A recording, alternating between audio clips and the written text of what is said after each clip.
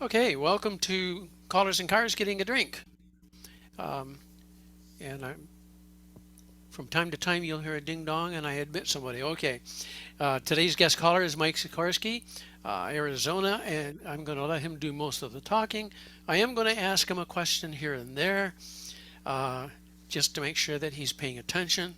Okay, and a little later on, we'll open it up for some questions from you guys. Okay, so anyhow, first question, and some of these questions are geared specifically for the caller in the hot seat. Okay, uh, and I think you'll all understand why I asked this question of Mike. Do you consider yourself an introvert or an extrovert? Oh, believe it or not, I am an introvert by my raising and whatever. And somewhere along the way, I figured out I didn't want to do that anymore, and so I'm an extrovert. Okay, yep, uh, that's a good one. Um, so when did you start calling? I state that as being July 7th, 1972. Understand that I called my first guest tip in December of 70, and I was calling guest tips. Mike Seastrom, for instance, would put me on for a guest tip at his dances. He was very helpful to me. Bob Fisk being my main mentor, but I called my first full dance on July 7th, 1972. I was 19, let's see, 17 years old, and I was sleeping in, and I was living with my folks. They got a call. Dad came knocking on the door. I was just getting out of bed, and he says, "Your buddy Larry's on the phone." I went and took the call, and he says, "You want to call for Roaring Twenties tonight?" It was a young adult group. And I said, "Yeah, I'd love to call for him, but I have never called a whole dance." He says, "Well, the caller is the father of the groom. The groom is marrying another one of the club members, and the family friend dinner and rehearsal is tonight. And we forgot to book another caller, so just come on out and practice on us." I said, "Okay, you'll have a square and a half." Three clubs sprang surprise visitations, and I had 11 squares for my first dance. Gosh. I called everything I knew in the first two tips, and I walked up to the president and I told him that. I said, "I just called everything I know. What do I do now?" And he grabbed me by both shoulders and he shook me and he says, "Start over." And so I did about five times. So I did manage to get through the dance.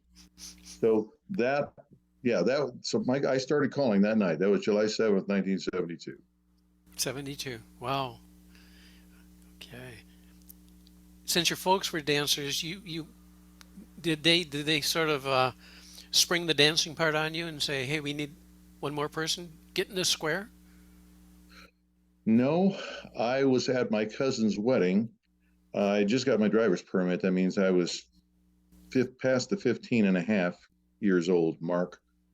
And the club caller for this teen club and the little brother of the groom were part of this youth square dance club. And so when the band quit at the reception, the caller brought his equipment in and they squared up. And apparently, my mom was sitting next to this one of the mom of one of the gals in that square dance club. It was in the square. And my mom said, "Oh, I wish Mike could get something interested in something like that. All he talks about is baseball." And this mom says, "Well, do you think he'd be interested?" My mom says, "I don't know. Why don't you ask him?" Well, she didn't come up and ask me, but she went out and told her really cute daughter to come up and ask him. Oh, So I got it. So I got into square dancing. And week two, I looked at the stage and thought, that calling thing, it looks like fun. And it still is. And it, it doesn't look too tough. And I've regretted that thought ever since. And so anyway, I got in first. And then the next year, I think my parents got in, and the year after that, my brother got in. So I was actually first. oh. Did your brother call? No, but he was part of a clogging exhibition group. Oh, yeah. They were first with Lucy Johnson cloggers, and then they formed a group called the Cripple Creek cloggers. So they would go to the conventions and do demonstrations and that sort of thing. It was quite a show. I bet it was. I always like to watch those. Oops, got another admission here. Okay. Okay. So the first full dance you called was 72, and there's some of these questions I'm not going to ask because I know the poll questions. I don't want to give away some of the two truths and a lie thing, so I'll skip them. But you knew Martin Mallard, so why don't you tell us a little bit about your uh, Martin happenings? Mallard was the chairman of the mainstream committee for 20 years. And when he retired from his day job, he retired from his chairpersonship in Collar Lab, and he called locally, and he started coming down to Mesa, Arizona for January and February with the dancers from his club. And the first season there, every week he'd find a way to come up and have a little visit with me. And then the second season, about halfway through, during one of those visits, and this is where I really think I got some of the best input I ever got.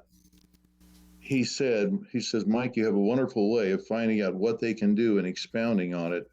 He says, where so many other callers just look for what they can't do and then beat the hell out of it. And I've been asking for years, what am I doing right? And all people could say was, oh, I don't know, just keep doing it. And finally, somebody told me what I was doing right, and I live by that phrase. Expound on it. Whoops! Oh, Di Green's coming in here. Nobody look. Okay. Okay. um, so you called in Beijing. I mean, you've called a lot of places. I mean, I'm not saying the only place Mike has called is Beijing, by the way. No. Tell us about that. That sounds interesting. I've been there twice now. Jan and I were dating along the way there, so she went on my second trip there. But you and I had this brief email exchange, and you said one of the things that callers sometimes like to think of is, when do you feel you have arrived? You're a full-blooded square dance caller now. You've arrived. And personally, I feel that every time a dancer verifies it. I don't think I have the right to decide that myself. I think the dancers do.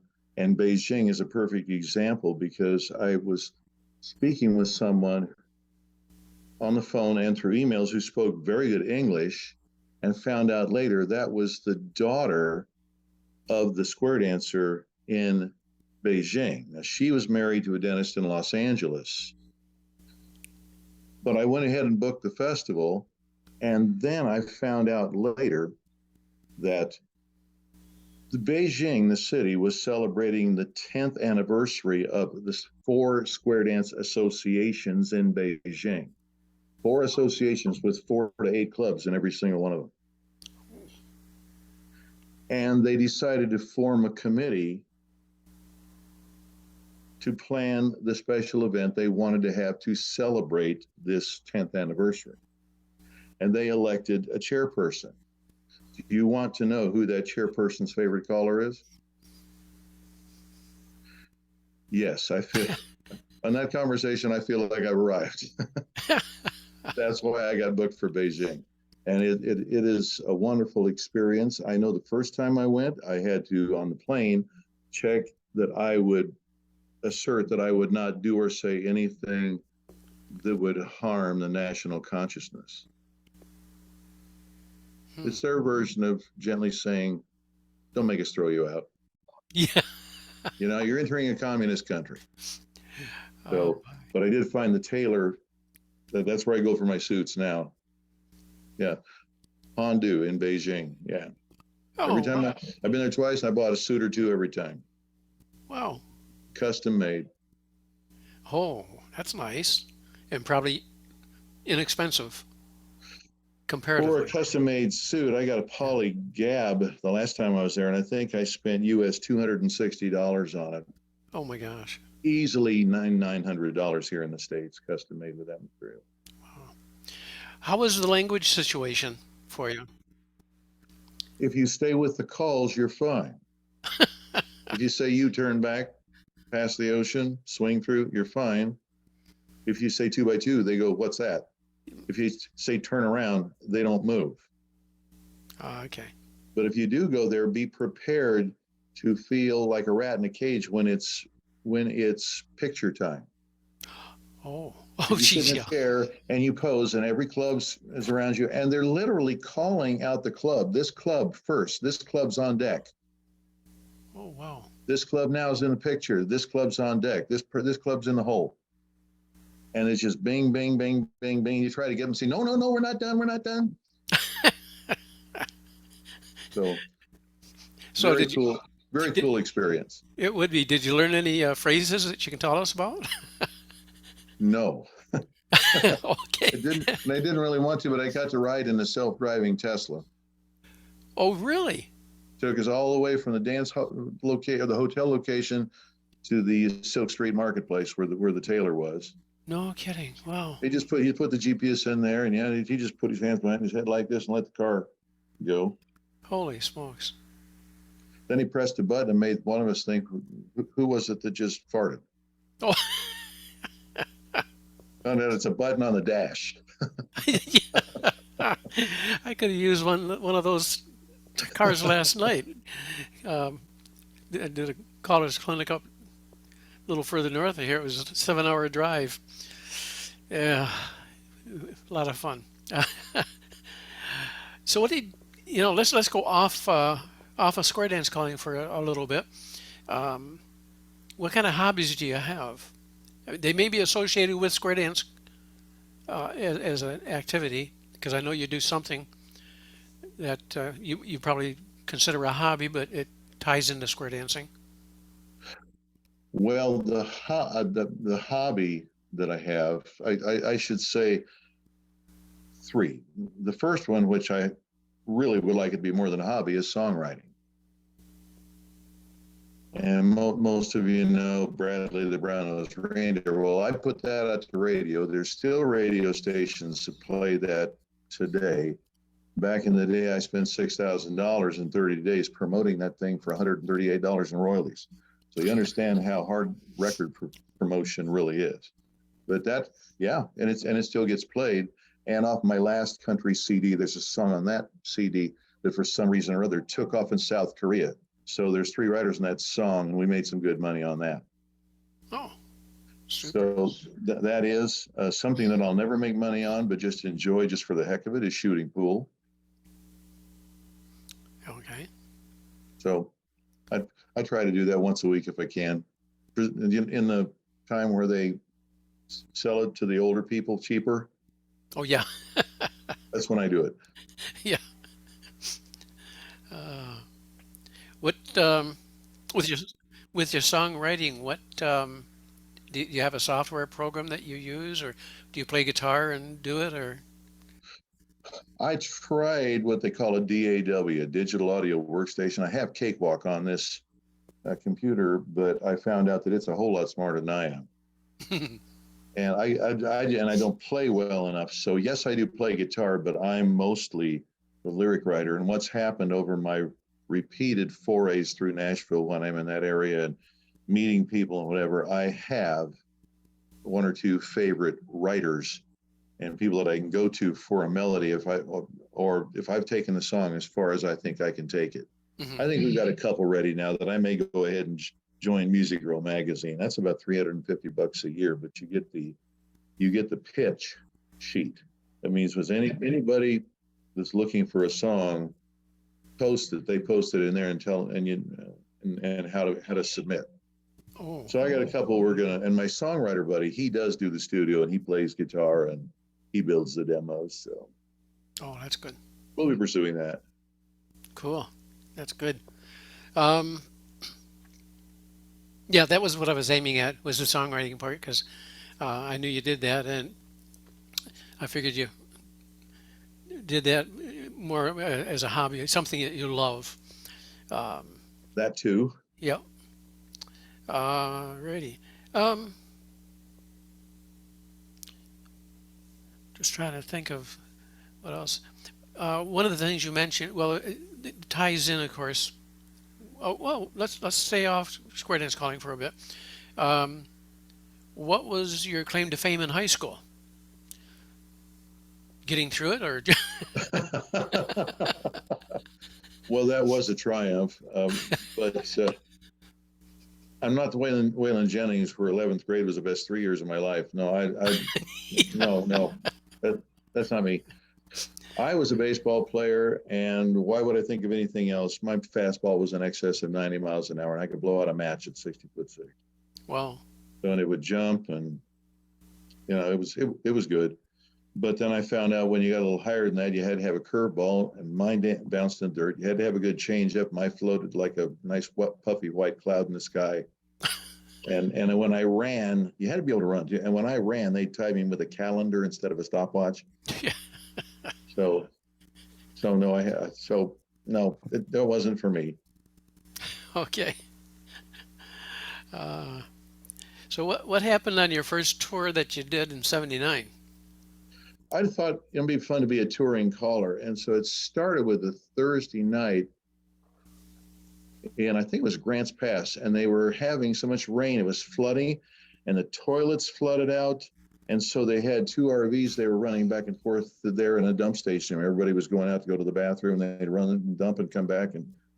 And then they were paying by the hour at the school, and I was running over a little. They had built a stage with particle board on the little school benches and nailed some half round around it.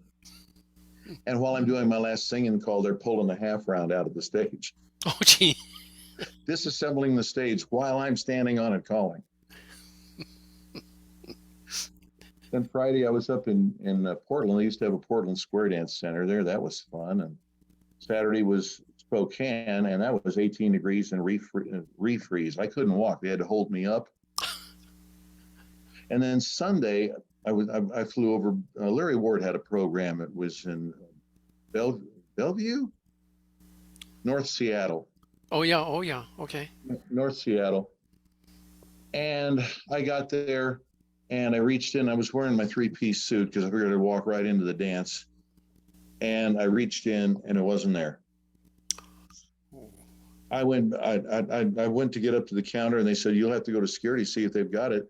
I went to understand that security at the Seattle airport is closed on Sundays, so I hope they don't have any crime on Sundays. Oh my God. So I had to go back. And get in line. And I waited again on this long line. They said, well, you've got the reservation paper. We can recreate the reservation. We should have to pay it again. And I was reaching, and so as I reached to hand it to her, I noticed a little yellow thing sticking up underneath my coat sleeve. And apparently I had missed my pocket and put it in my sleeve. And it took that long to work its way down my arm. So it came out just in time where I was able to use those tickets and not have to rebuy them. Jeez. Oh Lordy. I've been more careful ever since. Yeah, I'll bet. That's part of the trials and tribulations of doing those road tours. I know a lot of callers that never have done it think, that's the big deal. It's glorious. It's you're a star, and they don't see you driving white knuckle at night to the next spot, and maybe you're too late to get a motel, so you sleep in the car, and then you got to shave in the car, cold water. Yeah, it's a lot of fun being a traveling caller. Oh, yeah, it's all happened. Absolutely. Yes. So you did an Alaskan cruise. I've never done a cruise, so tell me about this Alaskan cruise. Well, we got one coming up in July. And this is on my bucket list. Ever since I started cruising back in the early 80s, square dance cruises. In our economies today, and we never hear about them until it's too late. Well, the truth is, because most of us rely on institutions that oppose our best. Just a minute, William. That's where things are changing. YouTube, even seemingly childish social medias I'm going to have become breeding grounds for independent journalists like myself who aren't dependent. Okay.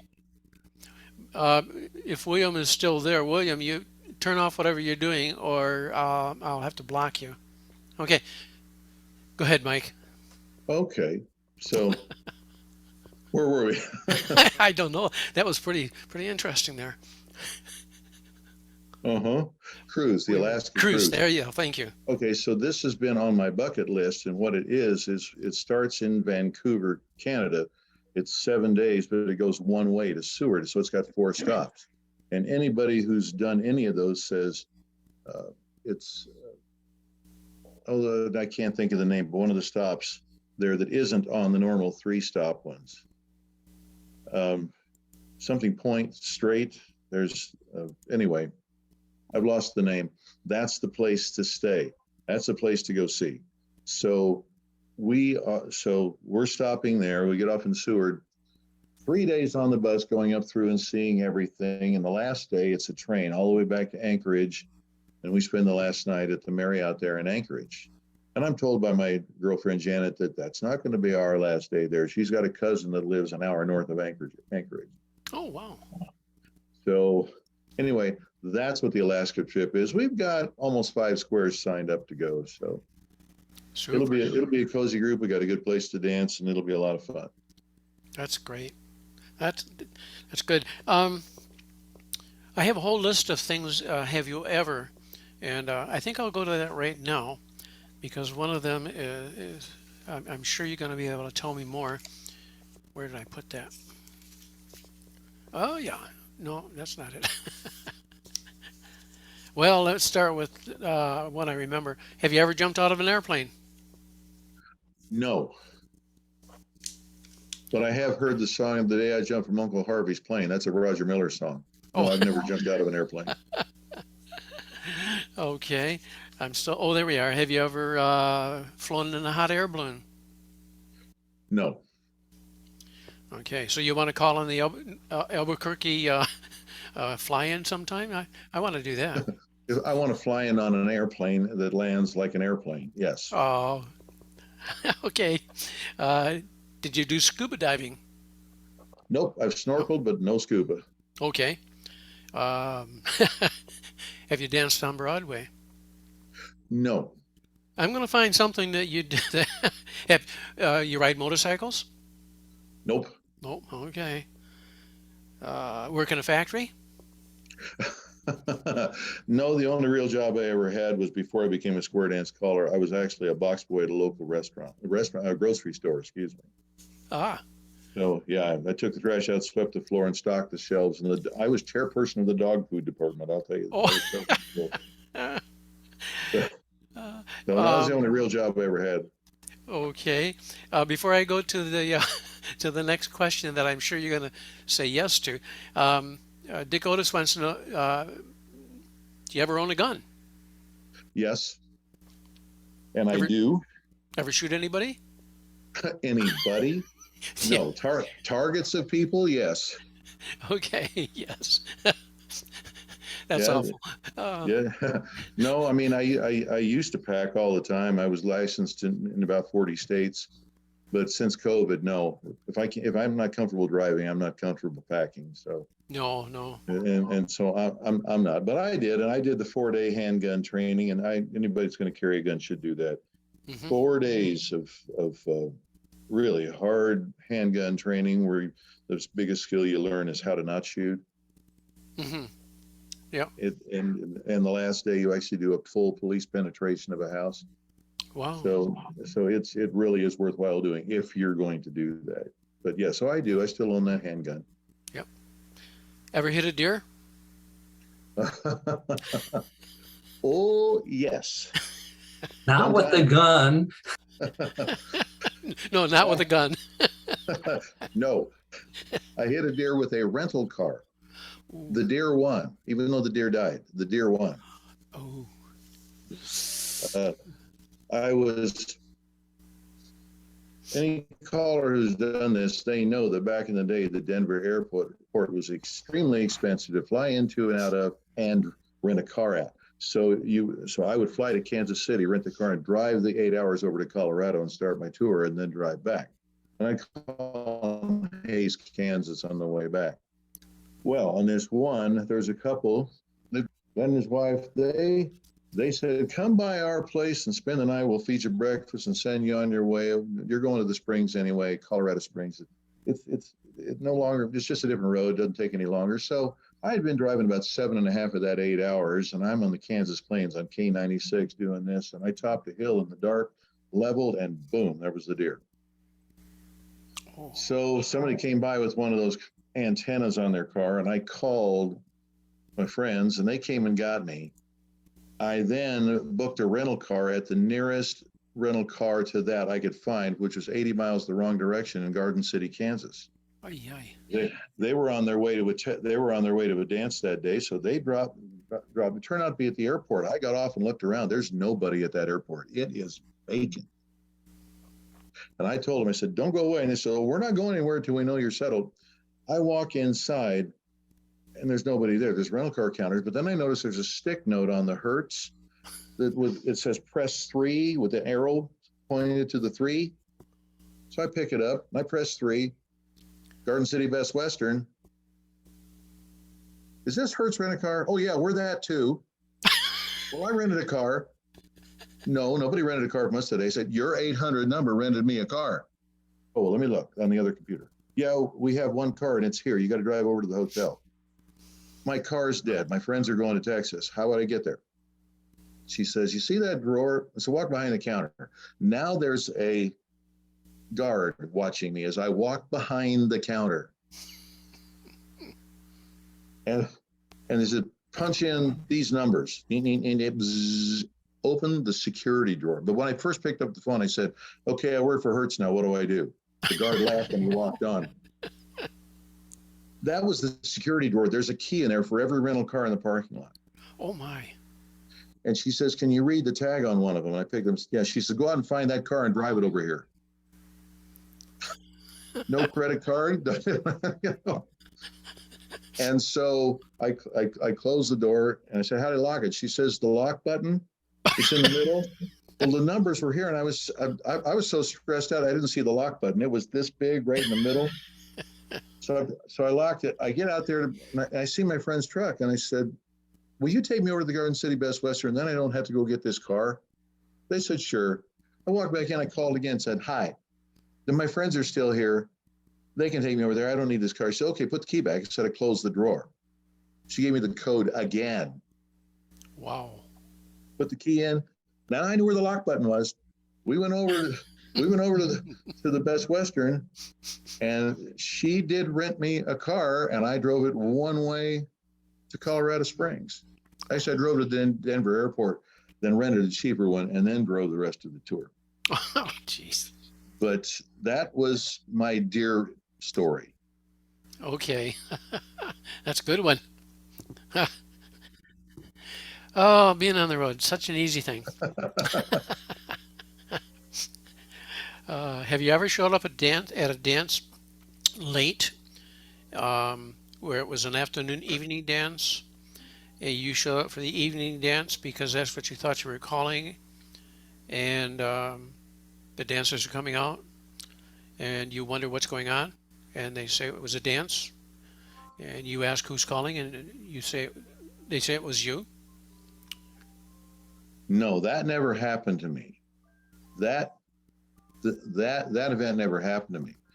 What they did remind me of is we had a Caribbean cruise going back in the day. In fact, Nasser Shukar and I were working on it together, and he was calling down in Tucson, and so me and the wife wanted to drive down there and dance to him. So I'm 5 miles from the hall, and I get a panicked call from the club president. Said, Mike, you coming to the dance? Yeah. You got your equipment in the trunk? Yeah. I learned this lesson back when I was brand new caller. You go to a dance, your equipment goes with you, whether you're calling or not. I had my equipment with me, and I set up and I called the first tip and a half, and then we formed the suicide line. So he had to walk through all the dancers while they're cheering for him to get to the stage and that sort of thing. But we actually booked 6 couples out of that dance on our next cruise. They said, if they're having that much fun, we're going on the cruise. Wow. So that's why I teach that in all my caller schools. If you go to a dance, your equipment goes with you. Good point. Good point. Along with that was the idea that you booked those extra dancers. That leads right into another good question, especially for you, and that has to do with marketing and branding. I do lectures on this, and the main point I try to get across, first of all, is you see all kinds of advertisements on television. Everybody's trying to get you to spend your money. At the end of the day, a brand is created in the mind of the consumer. So in the square dance calling business, the brand is created in the mind of the dancer. Whatever they think about you or what's going on, or et cetera, et cetera. That's their truth about it. And that's what you, and that's where the brand is created. So everything you do leads into that. It's what you call and when you call, it's what you wear, it's how you show, it's how you visit. You try to remember names. I think it's more important to remember a pet's name than it is a person's name, if they're a pet owner. But you do these things, and I do them to the best of my ability, because that's the brand I want to portray.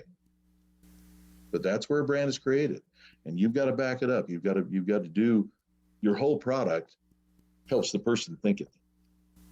Yeah. That's branding. Yeah. It's you, you know, and if a caller isn't willing to do the work to be the best they can, you know, they're in the wrong business. You got to be the best you can, and then the next time you go back, be better. you got to be better than you were before, because after a while you start becoming your own worst competition.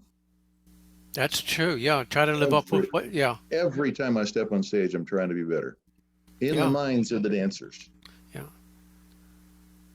Well, I think the variety that you bring to a dance, because you're enthusiastic about it, right? And Yes. you're ready to give them a great time. Your enthusiasm rubs off on them. If you're not exciting and happy and enthusiastic, you can't expect the dancers to reflect that.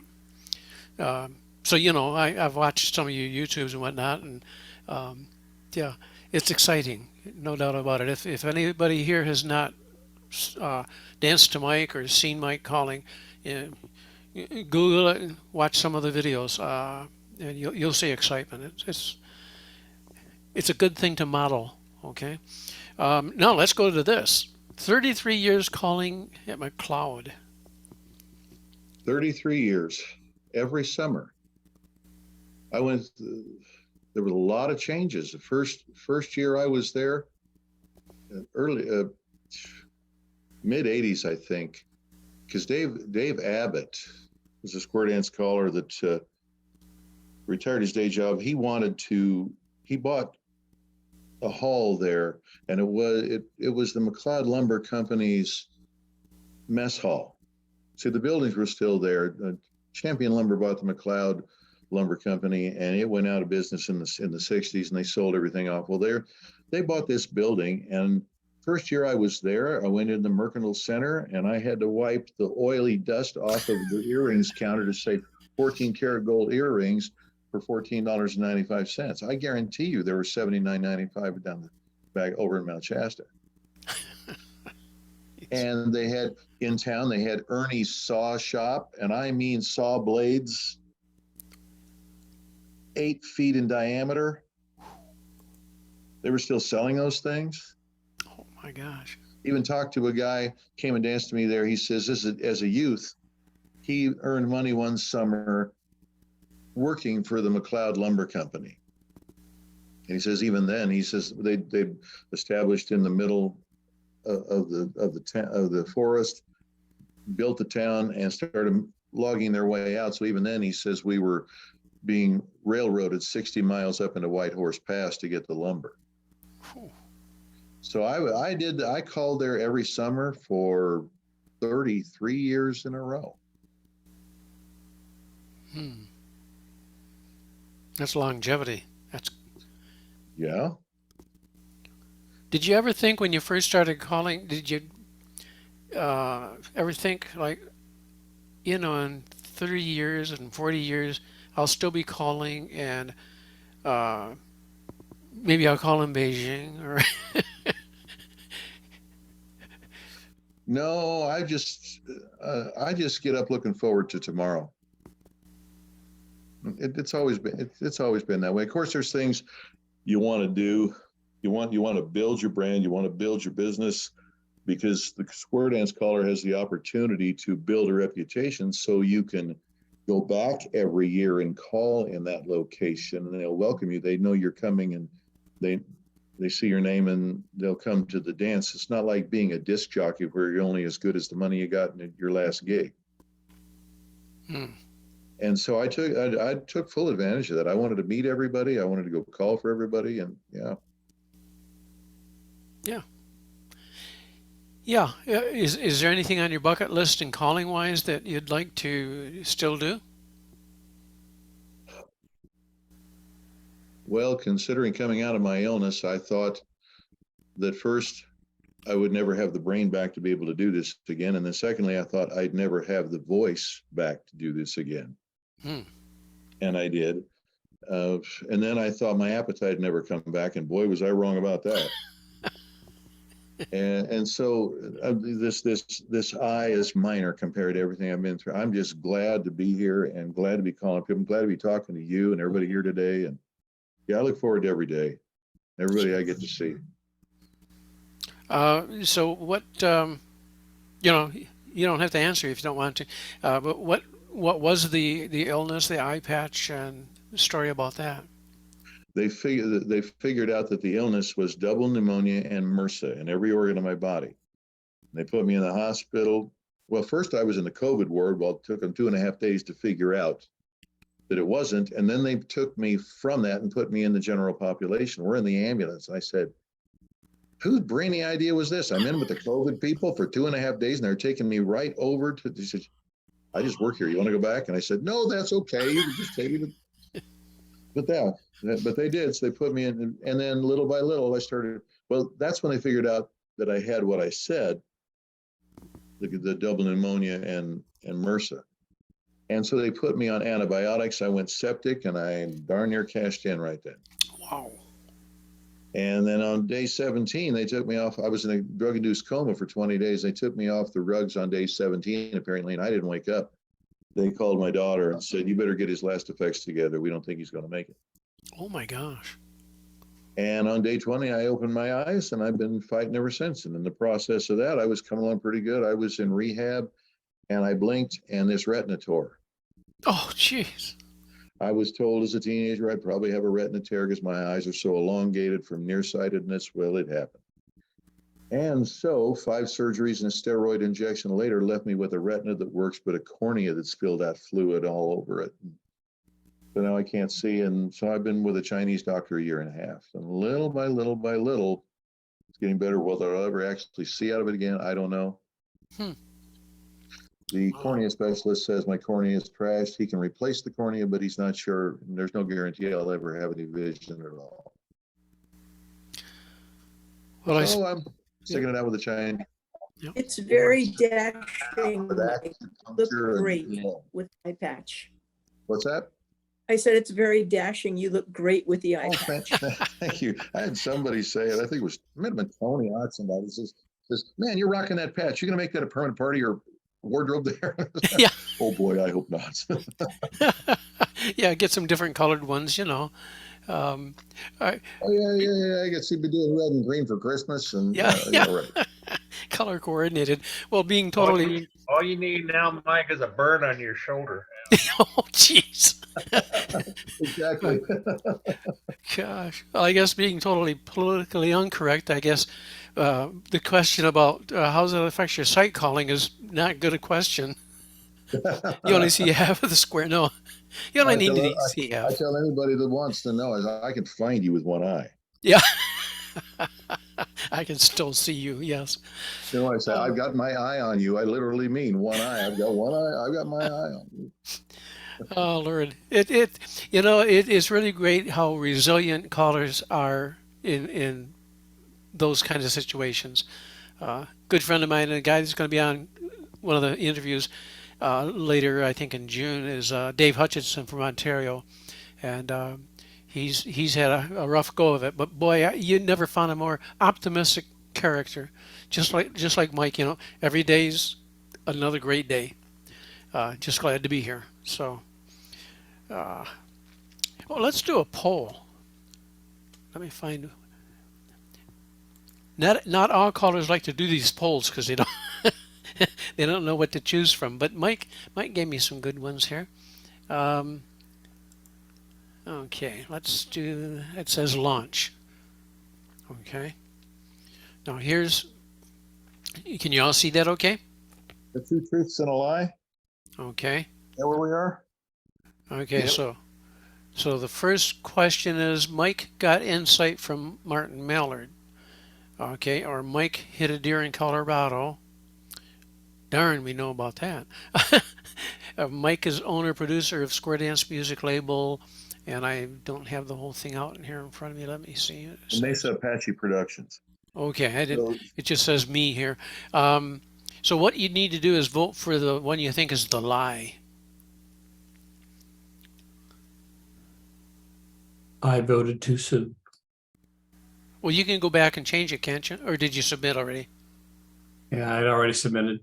can you cancel it and let them start over? No, don't do that. No, it'll do an end poll. You know, 1 out of the 40 million viewers we have here won't make a difference. It only shows 29 on the on the Zoom thing, but there's over 40 million people watching right now. So, okay, okay, let's go. I'm going to end the poll. So if you haven't made up your mind, go click real quick, and don't forget when you do multiple choice, C is always the correct answer when you're guessing. Okay, here we go. Share results. Okay, it says most people think you got your insight from Martin Mallard is a lie. They believe that you did hit a deer in Colorado. Now, I'd question whether it was in Colorado or Kansas. I don't remember. And Mike is owner producer of a Square Dance music label, Mesa Apache. So let's find out from Mike. Let's go with the truth to start with. Number one. Truth is, and I talked about this earlier, Martin Mallard gave me the insight about what he observes of how I teach and how I look for things to do, look for what they can do and expound on it. And I am currently the producer of Mesa Apache Productions, although my studio owner, I produced 2 singing calls, but my studio owner lost his studio via divorce. So I'm waiting for him to settle in again before I go back into music production. The lie is that I hit the deer in Colorado. I actually hit the deer in southwestern Kansas on my way to Colorado. So I hit the deer in Kansas. That's Okay. That's good. Alrighty. Let me just go to the next one. Hit the polls here. Back. Okay, go back. Okay, here's another one. Okay. Again, pick out the lie. Mike is called in Beijing, China. Darn, we already gave away some of these answers. Mike is called in Sweden. Mike is called in Auckland, New Zealand. What is it? They don't want you in the States? What is this?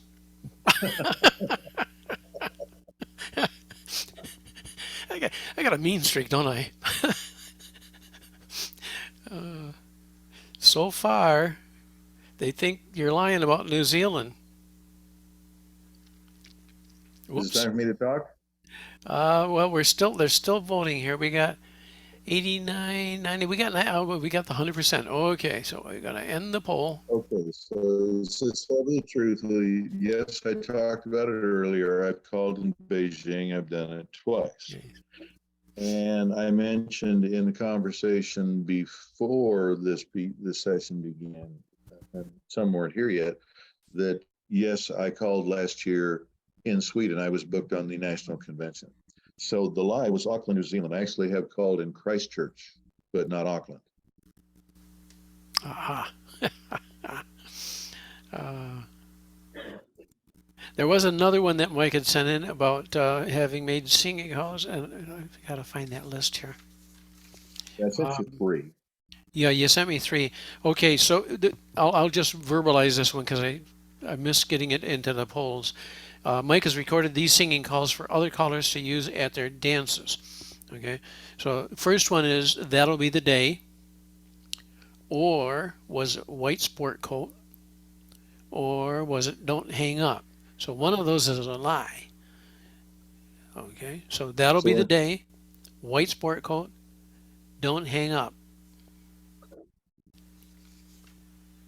Okay, so let's on the lie, let's just show of hands who thinks That'll Be the Day is the lie. Everybody's going to wait for 3, aren't they? Just because.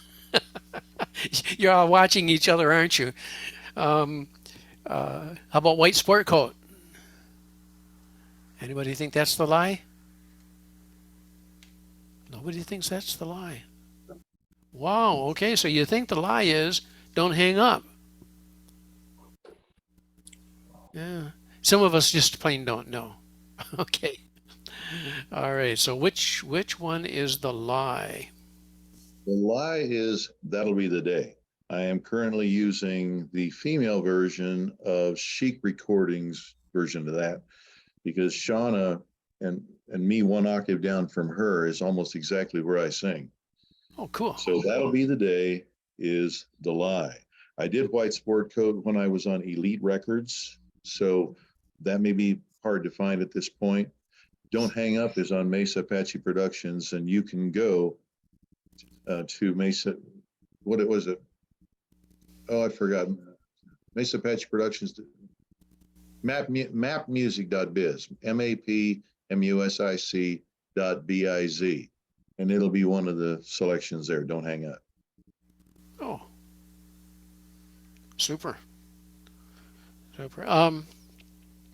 So now that you're calling down on Mesa Apache Junction area, how did that come about? That you're there? That actually started in 1990, and we talked earlier about when do I think I've arrived, or I'm a square dance caller. When did I arrive? And I said, no, it's when the dancer says so. Okay, so I get a call to come audition at Viewpoint Resort in Mesa because Burl Maine is now terminally ill and will not be coming back to call. Ken Bauer has been offered the job. He was filling in for Burl, but Dee did not want to move away from Hemet where her grandchildren were. So he declined and didn't take the job. I got the call. I went over and called a dance, and they announced at the end of the dance that I would be the caller the next season. And the next season, I called at Viewpoint the whole season. And I asked the activity director there, I said, how did I come into the discussion? And she said, she had asked everybody, who do you want to replace Burl? And 3 or 4 would say Galen Shull, who was a good local caller, coming down from Kansas. He was here at the time. I don't think Jerry was here yet. Bob Wickers was in town at the time. Bob Fisk was there, and there were several others. And she says, I never got a consensus. So I changed the question. She says, I started asking people if I could get any caller in the world here to call, who would it be? And she said, every single person said Mike Sikorsky. That's a moment when I thought, you know what? That's pretty cool. Yeah. Yeah. You kind of think you've arrived a little bit, at least, eh? Well, at least till you call your first dance, then you better call good the second one. That's for sure. No pressure. We're going to open up this to questions in a moment, Dan. He's got his hand up. We'll do that in a moment. I'm just trying to see. So moving into your current home at Apache Junction, there's a story behind that. Yeah. Okay. So you said about Apache Junction? Yeah, moving into your current home.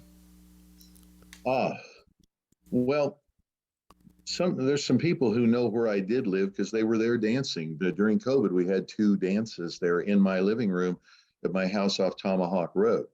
And I had a nice view of the mountain from my bedroom window, Superstition Mountain.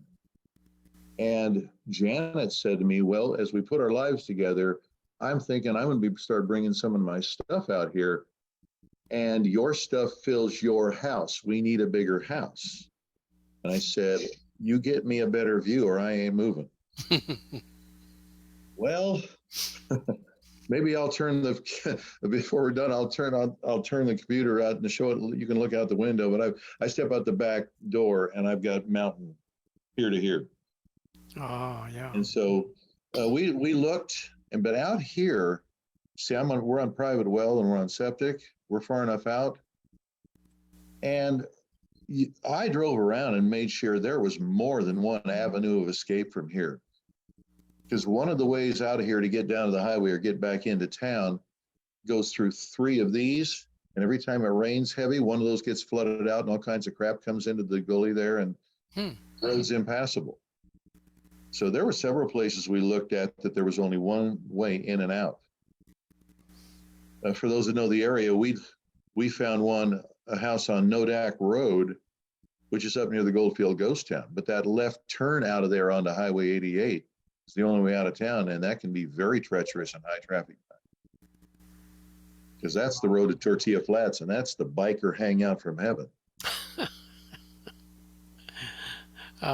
Super. Well, let's turn this over to the viewing audience now and see who's got some questions. I know Dan, you had your hand up, so why don't you open it up with your question?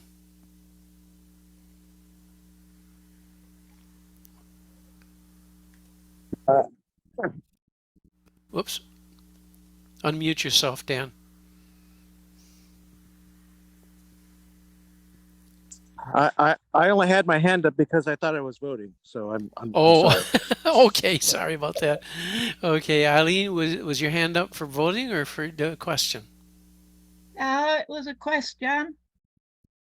Can you hear me or not? Yes, go ahead. Yeah, okay. I can't remember the year. It was a few years ago now, but Mike came to Victoria to do a dance at Mornington Peninsula, and he held a workshop for callers, and me being only a dancer interested in knowing what he was going to tell the callers, I asked Jaden if I could attend as just an observer, which I did. And he talked about microphones and leads. And I watched some of the callers, and personally, I don't think that they were terribly impressed, but I thought that it was really interesting because you were talking about equipment, and I think they were really happy with their equipment and they didn't like being told. But I thought that it was really interesting knowing that there is a difference between leads with microphones. So me as a dancer thought it was interesting, but I don't know. What did you feel about their reception? You might not have noticed what I noticed. What did I feel about it? Yeah, I think you're right. When I sit there and tell them that what you're using is 1960s technology, and if you want to stop using air conditioning in your car, you want to give up cable television and satellite radio and give up your microwave and live in the 1960s, then be happy using that sound equipment. I gave up on Hilton a long time ago.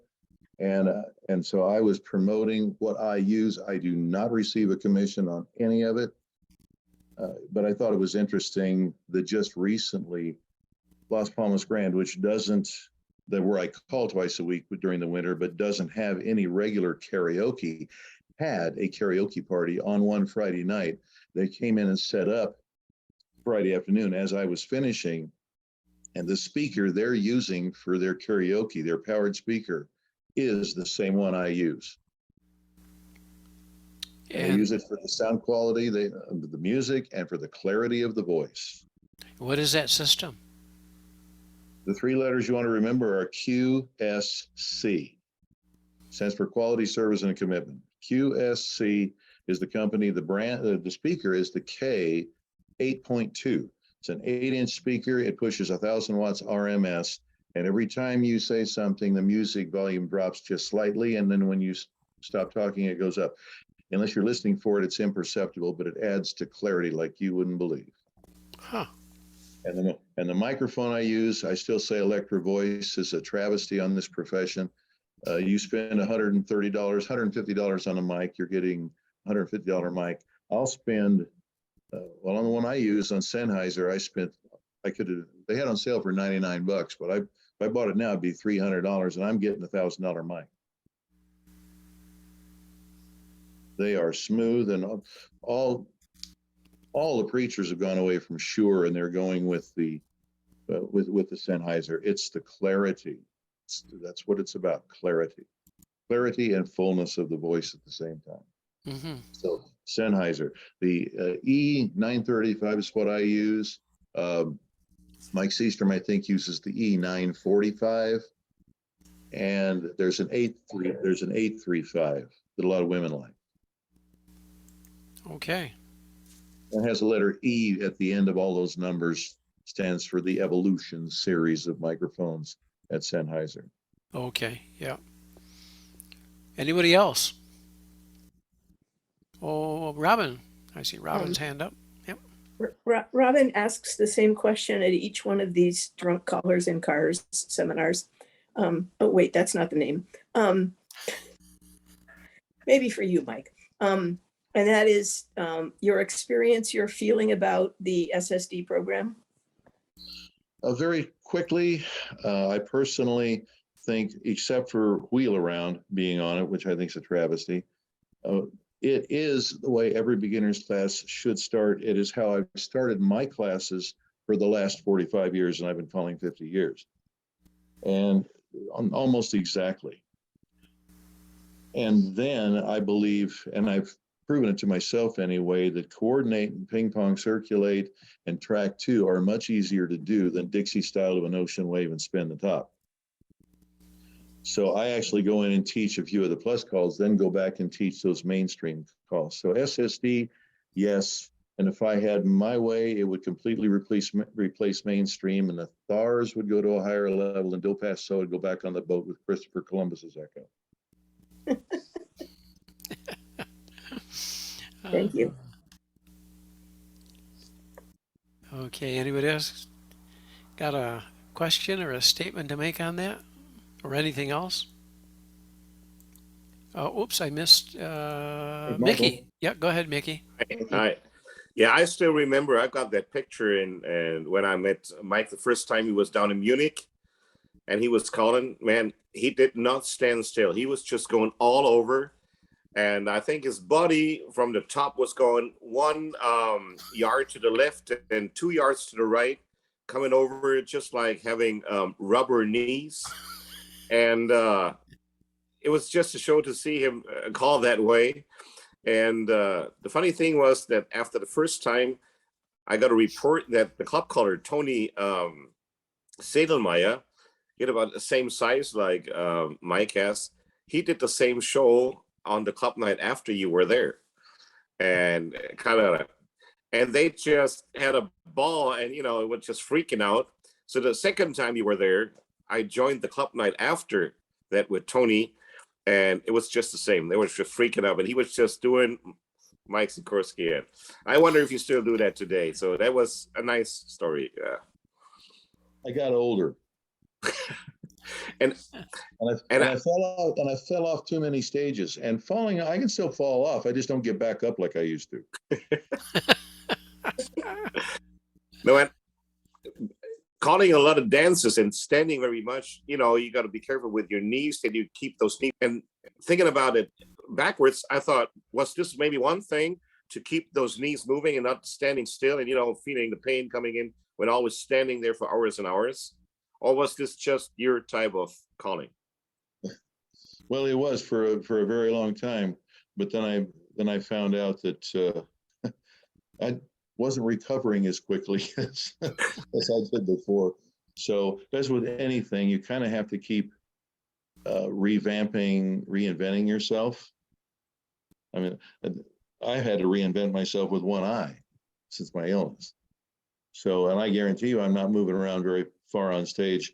I actually, since this with one eye, have already walked off a stage once. Is anybody here familiar with the hall, the Kitsap facility? And it's near Bremerton in the state of Washington. And they have it's a caller stand and what would probably be a queuer stand and an open area in the middle. And I walked right off it. And I had two thoughts. The first one was, while I was in midair, that was really dumb. and my second thought was, land like a cat. And I did. It came down cushioned on my feet. I'd let go of the mic. And so I picked it up, set it back on the stage, and walked back up the stairs and picked it up, and kept calling. I don't want to do that anymore. No. A great showstopper, hey? Oh, it stopped the show, all right.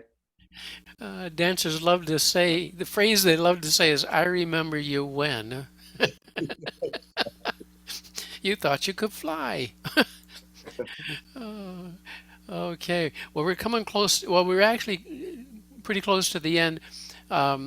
Mike's got a class to go to, so I don't want to short him on time here. So I do want to thank everybody for joining in. And again, you know, we find so much more out about a caller. You know, it's like I said yesterday at the college clinic. A lot of dancers think that we arrive at the dance in a box. We're there. They open the box, we get out, we call, and then when we're done, we get back in the box just like a puppet, and we're there till the next time. That we don't have a life aside from calling. And there's so much more to a caller's life. It's the only way, you know, that when you're a popular caller, and you're calling around the world, people don't ever expect these things from you. They think, well, calling is your life. Well, it really is, but as Mike can say, there's more. You know, there's a life outside of calling, and it's great for us to find out about these things, as well as some of the trials and tribulations of the calling profession, one way or the other. You know, so many of us on this Zoom program right now are callers, and you know, we do have to remember that we're leaders. People follow us. They take stock in what we say, so we have to be careful what we say, that we don't hurt feelings, we don't go against trends. You know, we don't want to upset the apple cart too much, just a little bit. So I want to thank Mike for showing that side of his life, and busy guy, and we'll be talking to him again probably. You know, I'll run out of callers eventually on this program. There are so many more other guys as well, and gals. It's just I'm really happy to be doing this, because I learn as much as everybody else does. You know, it's just great to see these folks, and half of these people that you see on the screen, they're going to be on the show one time or another. In fact, next week is Tony Oxendine. Well, probably most of you have heard that name, vaguely familiar. Okay. Any last words, Tony? All right, Tony. Jeez. Yeah. Any last words, Mike? Oh, it's great to see everybody. I want to thank everybody for tuning in today. Thank you. Thank you, Mike. Enjoyed it. Joe, I just want to say that you say you're going to run out of callers. I think there's plenty of callers. It's just, do people really want to air all their dirty laundry on Zoom? Yes. Not the dirty laundry. I try not to ask those questions. Anyway, thank you, Joe. Thank you, Mike. Thanks.